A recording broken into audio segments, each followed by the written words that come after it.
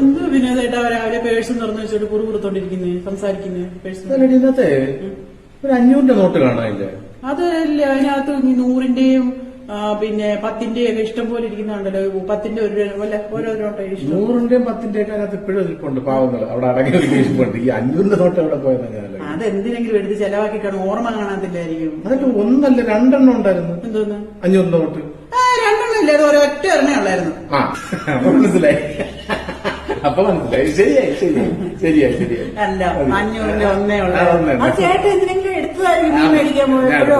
അതെന്റെ ഇറങ്ങിപ്പോയി. ഇല്ല, അത് 500 മാറിയ ഒന്നുമില്ല ചേട്ടാ. അതിനകത്ത് ചില്ലറയായിരിക്കും. എനിക്ക് 500 മാത്രം പോയപ്പോ എനിക്ക് മനസ്സിലായി. പിന്നെ ഒന്ന് കൺവേ ചെയ്തതാണ്. എന്റെ പൊന്നോ, എന്തൊരു പുട്ടുകുത്തിയാണ്.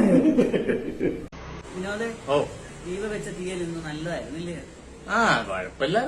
നല്ല തീയലായിരുന്നു. കുഴപ്പമില്ലെന്നേ പറയത്തുള്ളമ്മേ. നല്ലതെന്ന് പറയത്തില്ല.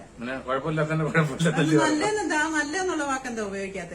ഇനി ഇത് കൊള്ളത്തില്ലെങ്കിലുണ്ടല്ലോ പറയും, ഇങ്ങനെയാണോ ഈ കറി വെക്കുന്നത്, ഈ കറിയും കൂട്ടി എങ്ങനെ ഭക്ഷണം കഴിക്കും എന്ന് പറയും. നല്ലതാണേ പറയുമോ? നല്ലതാണ് എടി, ഇന്നത്തെ കറി നല്ലതായിരുന്നു. അങ്ങനെ ഒരു കാര്യം പറയത്തേ ഇല്ല. കൊള്ളത്തില്ലെങ്കിൽ എന്തെല്ലാം പൊടിപ്പ് തൊങ്ങലുമായിട്ട്. ആണോ? അങ്ങനെയാണോ വിനോദേ?